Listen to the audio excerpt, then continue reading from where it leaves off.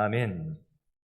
어제 수능 시험이 있었죠. 오늘 뉴스를 봤더니 어제 뉴스에 이런 기사가 실렸더라고요. 어제 수능 당일날 오전 9시 10분에 서울 강서경찰서에 영일고등학교에서 수능 시험을 봐야 할 자녀가 사라졌다라는 신고가 접수가 됐습니다. 그래서 소방과 또 이 경찰에서 한강 수색까지 벌이는 소동이 있었다고 합니다. 학생이 결시하니까 학교 측이 이제 부모에게 연락을 했고 놀란 부모가 이제 경찰에 신고를 한 상황이었어요. 소방과 경찰이 학생의 위치를 마포구 마포대교 북단으로 파악을 하고 투신 가능성, 한강의 마포대교에서 혹시 투신을 했을까 싶어서 투신 가능성을 염두에 두고 순환 구조대를 투입해서 한강 수색 작업까지 벌였다고 합니다. 다행히 학생의 위치는 영등포구 여의도 인근으로 다시 파악이 됐고 경찰은 어제 오전 10시 10분 정도에 여의도에서 실종 학생을 찾았다고 합니다. 학생의 결시 이유는 알려지지 않았고요. 경찰은 이 학생을 부모에게 인계할 예정이다라고 뉴스에 나왔더라고요. 이 건 말고도 어제 수능을 이게 시험 치르면서 시험 공부를 제대로 안 해서 1교시 마치고 그냥 뛰쳐나간 수능생도 있었다고 하고 뭐 여러 가지 사건들이 있었더라고요. 뉴스에 안 나온 사건들도 더 많을 겁니다. 그렇죠? 이 수험생들 입장에서는 인생의 가장 큰 산을 지금 이 아이들이 만난 거예요. 얼마나 큰 산처럼 느껴지겠어요. 지나놓고 보면은 그거 별거 아니다. 어른들은 그렇게 생각할지 모르겠지만 이 어린 아이들 입장에서는 이것만큼 인생의 큰 산이 없을 겁니다. 그렇죠? 여러분 연령대에 따라서 우리의 마음을 힘겹게 하는 것들이 사람마다 또 연령에 따라서 사람마다 다 달라요. 어떤 사람은 경제적인 큰 산을 만나서 지금 경제적인 것 때문에 너무나도 고통을 겪는 분이 많습니다. 그렇죠? 어떤 분은 외로움을 느끼는 분이 있어요. 오늘도 우리 교인 중에 병원에 계신 외로운 분이 저한테 전화를 했더라고요. 목사님 기도해 주세요. 그분은 아무 소리도 안 해요. 기도해 주세요. 제가 기도해요. 기도해 드릴까요? 기도해 주세요. 그냥 기도해요. 내용 뻔히 아니까. 딴 얘기도 안 하죠. 외롭고 힘든 마음을 그냥 목사에게 위로받고 싶었나 봐요. 목사를 통해서 하나님을 생각하는 그 의지하는 마음을 이분이 가지신 것 같아요. 굉장히 많이 외로워하셔요, 이분이. 우리 성도들 중에도 우울증에 빠져 있는 분들이 있고 또 스트레스 상황에 놓여 있는 분도 있고 또 신체적인 어려움에 빠져 있는 분도 있습니다. 오늘 우리 교회 성도님 한 분이 또 가정 식구 중에 병원 문제로 어려움을 겪었는데 또 이런저런 상황을 또 이렇게 상황이 이렇게 됐다라고 아까 알려오셔서 함께 문자로 소통을 잠깐 했습니다. 사람마다 내 문제가 가장 커 보이지만 사람마다 문제 없는 사람 없고요. 인생의 산이 종류만 달랐다 뿐이지 없는 사람은 없습니다. 이 수험생의 심정이 어땠겠어요? 수능 안 치고 또 배회하면서 오죽 힘들었으면, 그죠? 그 마음 느껴지잖아요. 오늘도 이 밤에 이런저런 인생의 문제로 무거운 마음을 가지고 엎드리신 분들이 있을 텐데 그 모든 마음을 우리가 하나님 앞으로 가지고 나가는 이 밤이 되었으면 좋겠습니다. 오늘 우리가 읽은 예레미야애가 3장 말씀에도 보면 절박한 그런 인생의 문제를 만난 한 사람이 나와요. 바로 예레미야 선지자인데요. 예레미야 선지자는 믿음 좋은 사람이니까 고통스러운 일이 없을 거라고 우리는 생각하는데 예레미야 선지자도 이 고통스러운 자신의 삶의 문제를 가지고 지금 오늘 본문 말씀을 통해서 자신의 심정을 표현을 하고 있습니다. 예레미야 선지자는 어떤 마음이었을까요? 자, 저를 한번 따라해 보시기 바랍니다. 절박한 문제를 당할 때 문제에 빠지면 낙심에서 벗어날 수 없습니다. 이거 누구 얘기일까요? 예레미야 선지자 얘기입니다. 예레미야 선지자도 절박한 문제를 만났을 때 그 문제에 빠져드니까 낙심에서 벗어나지 못하고 있는 예레미야 선지자의 모습이 오늘 본문에 나오는데, 자, 예레미야 선지자는 어땠길래 어떤 마음으로 오늘 말씀을 표현하고 있는가? 자, 예레미야 애가 3장 18절을 다시 한번 읽어보겠습니다. 예레미야가 3장 18절 다 같이 시작. 스스로 이르기를 나의 힘과 여호와께 대한 내 소망이 어떻게 됐다? 끊어졌다 하였도다. 누가 얘기하고 있어요? 예레미야 선지자가 나의 힘과 여호와께 대한 내 소망이 어떻게 됐다? 끊어졌다라고 표현을 합니다. 자, 이 말씀은 예레미야 선지자가 지금 자신이 처한 상황을 보고 자기 스스로 생각하고 있는 거예요. 나의 힘이 끊어졌다. 다른 말로 하면 내 힘으로는 안 돼. 이거 얘기하는, 내 힘으로는 안 돼. 불가능해. 하나님께 대한 내 소망도 끊어졌어.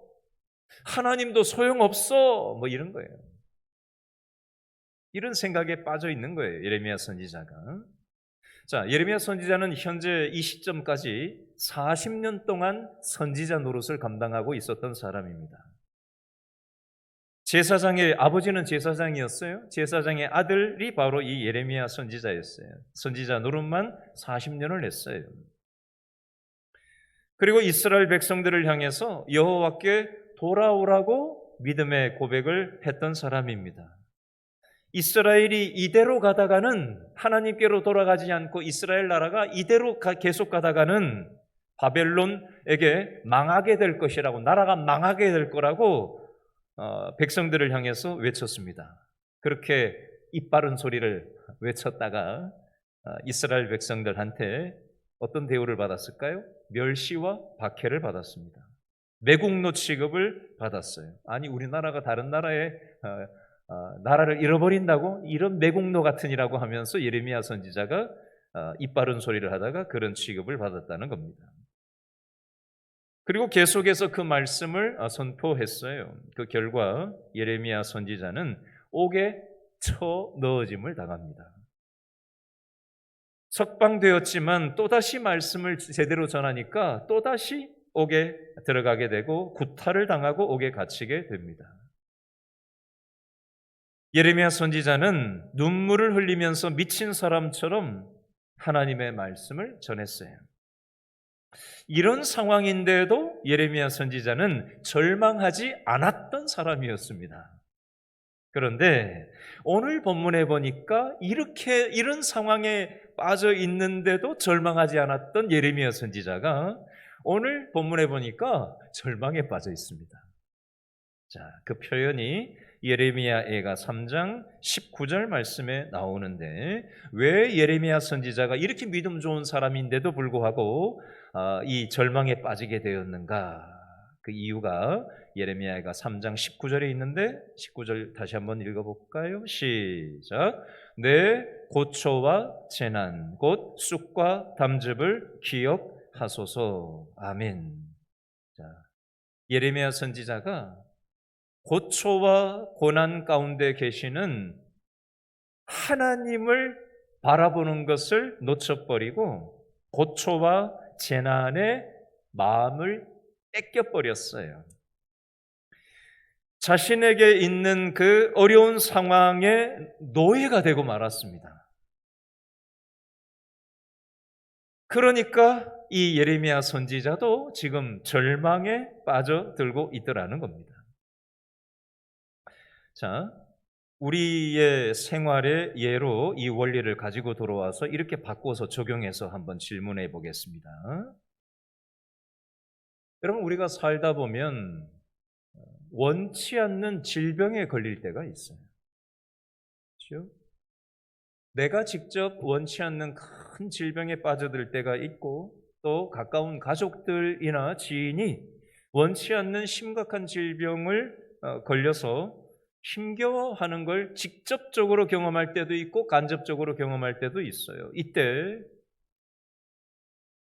이 질병의 문제가 왔을 때, 직접적이든 간접적이든 왔을 때 우리가 이때 뭘 바라봐야 되냐면 하나님을 바라볼 수 있어야 되는데 하나님은 못 보고 이 질병 자체의 마음과 생각이 빠져버리면 절망에 빠져들게 됩니다.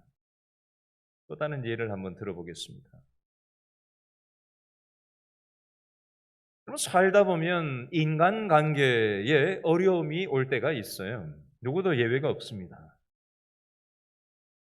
옴짝달싹할 수 없는 인간관계의 어려움이 왔을 때 이때 하나님을 놓치면 안 되는데 하나님을 놓쳐버리고 이 옴짝달싹할 수 없는 이 인간관계의 어려움의 생각과 마음이 뺏겨버리면 뭐가 찾아올까요? 절망이 찾아옵니다.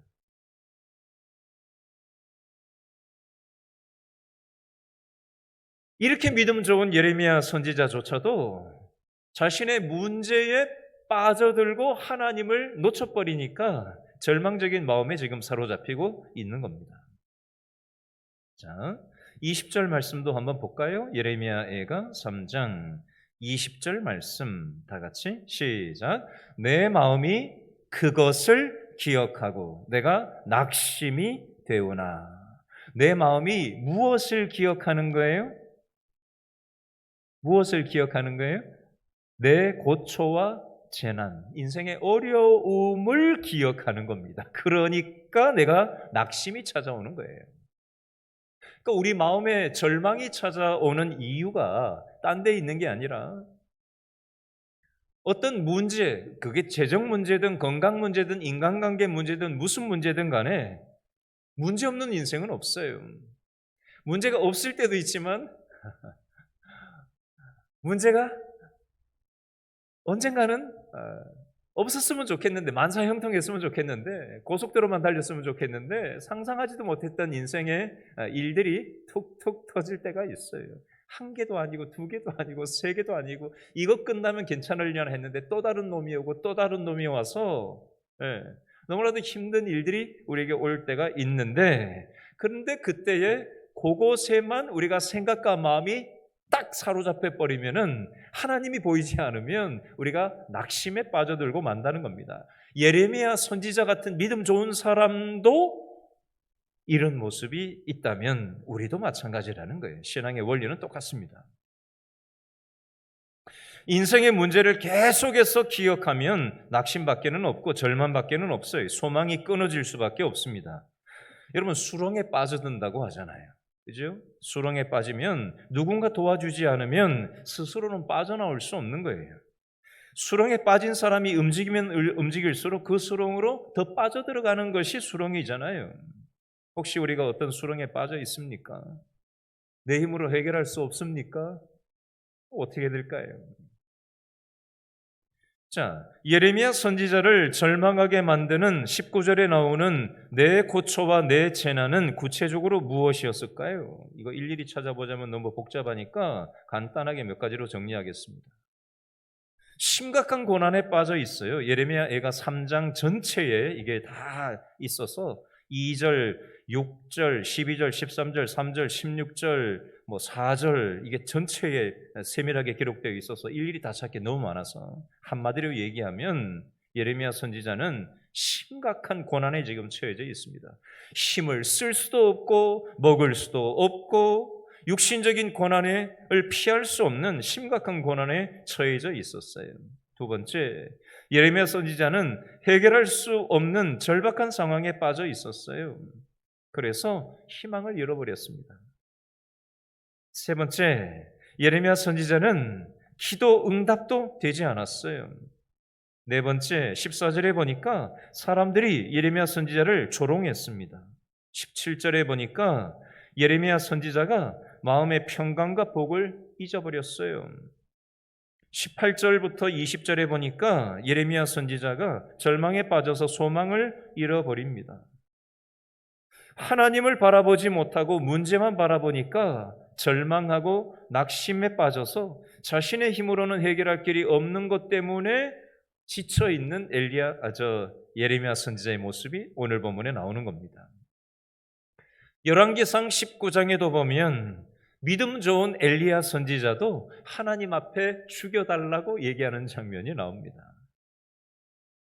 850대 1로 바알과 아세라 선지자하고 싸워서 이겼던 이 대단한 능력자 엘리야 선지자조차도 하나님을 놓쳐버리면은 나를 죽여달라고 하는 그 고백을 3번이나 반복하는 그런 약해 빠진 모습의 엘리야의 모습이 나온다는 겁니다. 그러니 우리는 어떻게 했어요? 이런 대단한 믿음의 예레미야 선지자, 엘리야 선지자도 이랬다면 우리는 말 하나 안 하잖아요. 하나님 붙잡지 않으면 누구도 예외 없다는 얘기를 하는 겁니다. 절망의 원인이 바로 여기에 있다는 겁니다. 자, 그런데 예레미야 선지자가 여기에서 끝나지 않았어요. 믿음이 있는 사람이니까 낙심을 하고 절망을 했다가도 다시 일어나게 되는데 이 예레미야 선지자가 어떻게 일어나게 되었는가? 그 일어남의 근거가 무엇인가? 그 내용을 두 번째 원리를 먼저 저를 따라해 보시기 바랍니다. 절망 속에서도 함께 하시는 하나님의 인자와 공유를 붙잡고 일어나야 합니다. 여러분 살다 보면 절망이 있는데 이 절망 속에 나 혼자 하나님은 내버려 두신 게 아니라 하나님이 그 절망 속에서 함께 하신다는 거예요. 그러니까 하나님은 어떤 분이세요? 인자하신 하나님이잖아요. 하나님은 우리를 긍휼히 여기시는 하나님이잖아요. 그러니까 절망 속에 우리가 있지만 하나님의 인자하심과 긍휼하심을 붙잡을 때 우리는 다시 일어날 힘을 얻을 수 있다라는 겁니다. 자, 이 표현이 21절 말씀에 나와요. 예레미야가 3장 21절 말씀, 21절 다 같이 읽습니다. 시작. 이것을 내가 내 마음에 담아 두었더니 그것이 오히려 나의 무엇이 되었다? 소망이 되었사오문. 그것 이게 뭘까요? 무엇을 예레미야 선지자가 마음에 두었다고 그것을 이 나의 소망이 되었다고 얘기하는 걸까요? 그게 22절에 나와요. 22절 시작. 여호와의 무엇이 인자와 긍휼이 무궁하심으로 우리가 진멸되지 아니함이니이다. 아멘. 우리가 뭘 붙잡아야 된다고요? 하나님은 긍휼을 여기시는 분이다. 하나님은 인자하신 분이다. 그러므로 우리는 망하지 않는다. 낙심으로 끝나는 인생이 아니다. 절망으로 끝날 인생이 아니다. 이걸 붙잡고 소망으로 다시 일어서야 된다. 예레미야 선지자가 이걸 붙잡았다라는 겁니다. 혹시 지금 경제적인 문제 때문에, 가정적인 문제 때문에, 건강으로 인해서, 인간관계로 인해서 절망과 낙심에 빠져 계신 분 계십니까? 여러분 이때 우리는 뭘 붙잡아야 되느냐? 하나님을 바라보아야 할 것입니다. 여러분 세상에 흠없고 허물이 없는 사람은 한 사람도 없습니다. 완벽하게 사는 사람이 아무도 없어요. 아브라함도 자기 살자고 자기 부인을 누이 동생이라고 2번이나 속였던 사람입니다. 세상 기준으로 보면 못난 남자예요.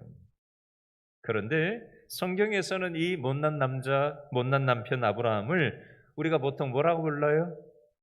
무슨 조상 아브라함? 믿음의 조상 아브라함이라고 부르잖아요. 이 못난 남자 아브라함, 이렇게 책임감 없는 이런 남편인데 이 사람이 어떻게 믿음의 조상이 될 수 있었을까요? 아브라함이 완벽했기 때문에요? 실수를 안 하기 때문에요? 아니요. 아브라함은 완벽하지 않았어요. 아브라함 실수 많이 했습니다. 믿음 부족했어요. 그러나 이 아브라함이 뭘 붙잡았기 때문에? 인자하시고 긍휼하신 하나님을 붙잡았기 때문에 다시 소망을 가지고 일어설 수 있었고 하나님께 쓰임받는 인생이 될 수 있었던 겁니다. 성경의 수많은 인물들 똑같아요. 이삭도 실수가 많았고요. 야곱도 사기꾼 야곱이라고 성경에 표현되어 있어요. 노아 술 먹고 아주 그냥 방탕한 모습이 있었죠. 모세 살인자 출신이에요. 솔로몬 얼마나 엉뚱한 일들을 많이 했는지 몰라요. 다윗 수많은 범죄를 저질렀던 역시 그런 사람입니다. 교도소에 가야 될지도 몰라요, 다윗. 그러나 이 믿음의 사람들이 하나님을 붙잡았기 때문에 하나님께서 이 사람들을, 큰 많은 사람들을 붙잡으셔서 하나님의 소명의 통로로 사용하셨다라는 것입니다. 세 번째, 절망의 끝에서 우리는 하나님과 함께 인생을 살아가야 하는데, 우리도 절망의 현장에서 그러면 어떻게 살아야 되는가, 이걸 정리하고 말씀을 맺으려고 합니다. 자, 첫 번째 세 가지 원리를 정리하겠는데, 짧게 정리하겠습니다. 첫 번째, 저를 따라 하시죠. 절망하지 말고 회개하고 하나님 붙잡아야 됩니다. 하나님이 우리를 떠난 적은 한 번도 없었어요. 누가 하나님을 떠난 거예요? 내가 하나님을 떠난 겁니다. 내가 하나님을 놓친 거지 하나님은 우리를 놓은 적이 없어요. 여러분, 아버지가 자식들을 징계를 할 때가 있습니다. 그렇죠? 자식이기 때문에 나 몰라라 하지 않고 징계를 하는 거예요. 잔소리를 하고 징계를 하는 겁니다. 학생은 공부를 해야 되지요. 군인은 훈련을 해야 됩니다. 우리 신앙인들도 연단이 필요합니다. 학생이 공부가 필요하고 군인이 훈련을 해야 멋진 군인, 멋진 학생이 되는 것처럼 믿음의 사람도 연단, 고난이 있어야 멋진 신앙인으로 거듭나게 되는 것입니다. 요셉 뭐가 잘못을 했어요? 근데 아무 잘못 없는데 노예로 팔려가는 연단을 겪습니다. 억울하게 감옥에 쳐넣어짐을 당하게 됩니다. 감옥살이를 하게 되죠. 그 연단을 겪는 거예요. 그러면서 멋진 믿음의 사람으로 하나님이 빚으시는 거예요. 고난의 두 번째 종류가 있어요. 자발적인 고난이 있습니다. 다니엘과 세 친구가 신앙 때문에 자발적인 고난을 당했고요. 바울과 실라가, 스데반이 복음 전하다가 자발적인 고난을 당했습니다. 세 번째, 징계로서의 고난도 있어요. 다윗은 간음했기 때문에 아들이 죽었고요. 아들 때문에 징계를 당했습니다. 요나 선지자는 하나님 말씀을 어기고 풍랑을 만나게 됩니다. 우리가 말을 듣지 않으면 하나님은 이 요나, 다윗이 잘못했을 때 하나님이 채찍을 드시는 것처럼 우리에게 채찍을 사용하실 때가 있습니다. 우리를 죽이려고 하시는 게 아니라 하나님의 자녀이기 때문에, 하나님이 우리를 사랑하시기 때문에 우리의 유익을 위해서 그렇게 하시는 겁니다. 그러므로 우리는 회개하고 하나님을 기다려야 하는 것입니다. 오늘 예레미야애가 3장 25절 한 번 더 읽어볼까요? 예레미야애가 3장 25절 다 같이 시작. 기다리는 자들에게나 구하는 영혼들에게 여호와는 선하시도다. 아멘. 우리가 회개하고 절망적인 상황에서 회개하고 하나님을 기다리는 자들, 하나님을 구하는 영혼에게 하나님은 선한 하나님으로 다가오신다라는 말씀입니다. 두 번째, 고초와 재난을 기억하는 것이 아니라 하나님이 기억하시도록 기도해야 합니다. 그러니까 내가 내 문제를 기억하면 답이 없습니다. 하나님이 내 문제를 기억해 주세요 라고 우리는 기도해야 할 것입니다. 그 내용이 19절부터 24절 말씀까지입니다. 예레미야 선지자는 자신의 문제를 하나님 기억해 달라고 기도하고 있습니다. 하나님이 내 문제를 기억해 주시면 우리 인생은 다시 소망이 생기는 것입니다. 잠언 16장 3절에 보니까 너의 행사를 여호와께 맡기라. 그리하면 너의 경영하는 것이 이루리라. 시편 37편 5절에 보니까 너의 길을 여호와께 어떻게 해라? 맡기라. 저를 의지하면 저가 이루신다. 이 맡긴다는 표현은 내가 기억하는 게 아니라 하나님이 기억해 주십시오 라고 기도하는 게 하나님께 맡기는 태도입니다.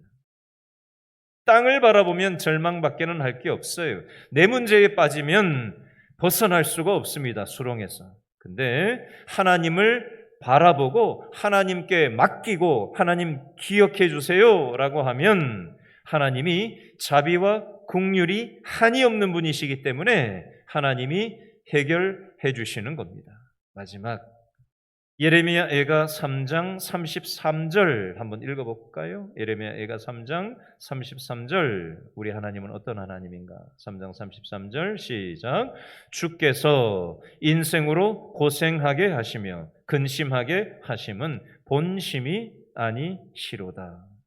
주께서 우리들이 고생하면서 살고 근심하면서 사는 건 하나님이 원하시는 게 아니래요. 하나님이 우리를 미워서 고난 주는 게 아니라는 겁니다. 고난으로 밖에는 교훈할 수 없기 때문에 그래요. 이스라엘 백성들이 바빌론 포로로 밖에는 하나님 말씀을 안 듣기 때문에 깨닫지 못하고 돌이키지 않기 때문에 하나님은 이 바빌론 포로 생활을 이스라엘 백성들에게는 바빌론 포로라는 어려움을 통해서 하나님께 돌아오게 하셨다면 저와 여러분에게는 저와 여러분만의 눈높이에 맞는 무언가 인생의 깨달음을 통해서 기회를 주시고 하나님께로 돌아오기를 하나님은 원하시는 겁니다. 우리가 인생의 어려움을 지날 때 베드로전서 4장 14절에 보니까 하나님의 영이 너희 위에 계신다라는 표현이 있어요. 저와 여러분이 인생의 절망적인 상황을 지금 통과하고 계십니까? 그 절망적인 상황에서 낙심하고 계십니까? 그 생각에 빠져 있고 그 마음에 빠져 계십니까? 그래서 수렁에서 점점 빠져들어가서 어찌할 바를 몰라 하고 계십니까? 오늘 말씀에 뭐라고 말씀하세요? 하나님께 맡기래요.